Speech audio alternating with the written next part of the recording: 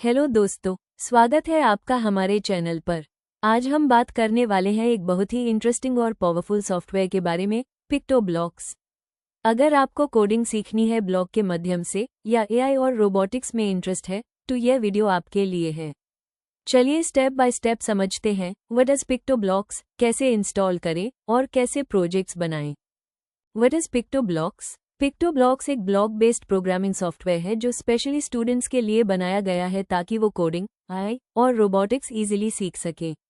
यह software scratch programming के ऊपर बेस्ड है और स्टैम्पीडिया ने बनाया है। Installation guide. पिक्टोब्लॉक्स को इंस्टॉल करना बहुत हाई सिंपल है। आप इसे विंडोज, मैक और लिनक्स सिस्टम्स पर इंस्टॉल कर सकते हैं।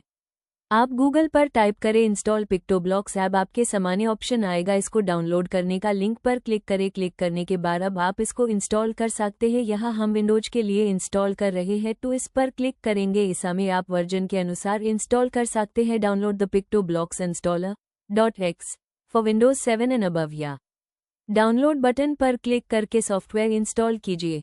इंस्टॉल होने के बाद आप यूज ओपन करके तुरंत कोडिंग स्टार्ट कर सकते हैं। क्या ये मोबाइल में चलता है? जी हाँ, आप पिक्टोब्लॉक्स का एंड्रॉयड वर्जन प्ले स्टोर से भी इंस्टॉल कर सकते हैं, लेकिन कुछ फीचर्स सिर्फ डेस्कटॉप वर्जन में ही अवेलेबल होते हैं। अगर आप चाहें तो पिक्टोब्लॉक्स का वेब वर्जन भी इस्तेमाल कर सकते हैं। इसमें आपको कुछ भी इंस्टॉल करने की ज़रूरत नहीं है, बस ब्राउज़र में खोलिए और तुरंत कोडिंग शुरू कर दीजिए। जैसे ही हम पिक्टोब्लॉक्स को ओपन करते हैं तो हमें सबसे पहले दिखता है इसका ब्लॉक कोडिंग एनवायरनमेंट, जहां आप सिर्फ ड्रैग और ड्रॉप करके प्रोग्रामिंग कर सकते हैं। ये तरीका बिल्कुल आसान और बच्चों के लिए समझने योग्य होता है। जूनियर ब्लॉक्स एंड ब्लॉक्स छोटे बच्चों के लिए बनाया गया है ताकि वो कोडिंग की दुनिया में मज़ेदार शुरुआत कर सकें। इसमें सिंपल ब्लॉक्स होते हैं जिन्हें जोड़कर हम प्रोजेक्ट बना सकते हैं।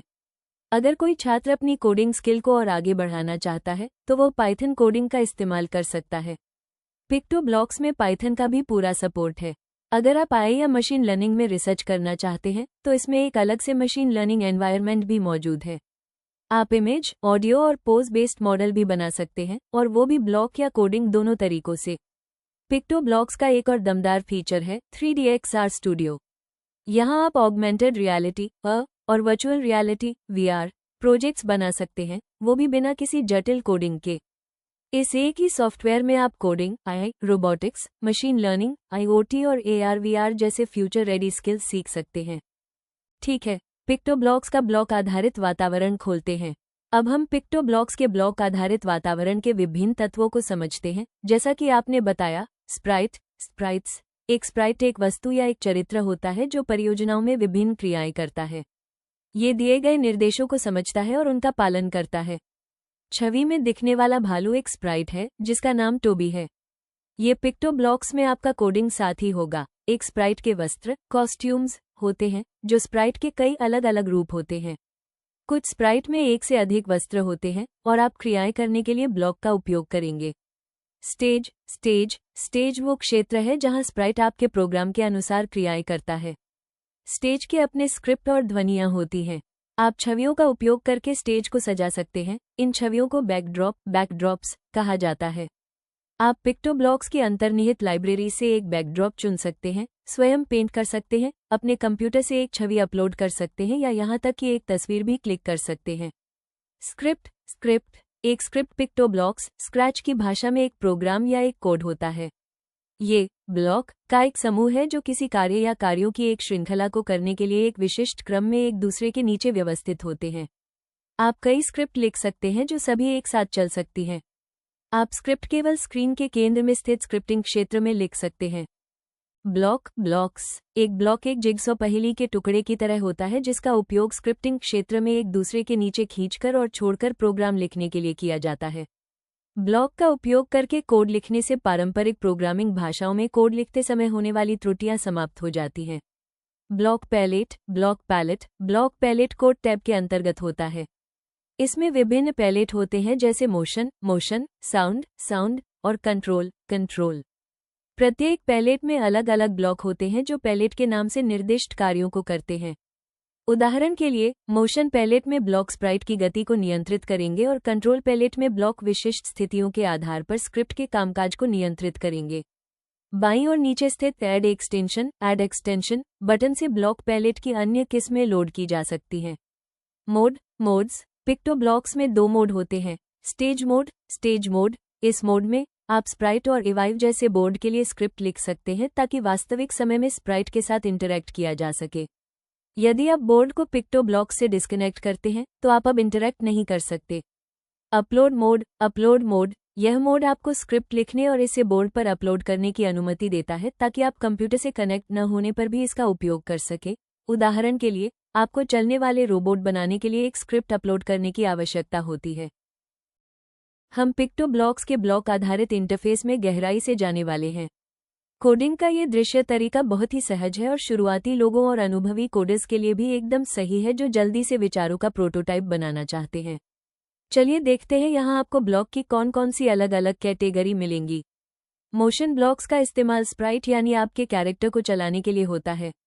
जैसे मूव 10 स्टेप्स, स्प्राइट आगे बढ़ेगा। टर्न 15 डिग्रीज, स्प्राइट घूमेगा। पिक्टो ब्लॉक्स में आप स्टेज पे मूवमेंट भी देख सकते हैं और क्वाकी जैसे फिजिकल रोबोट को भी कंट्रोल कर सकते हैं।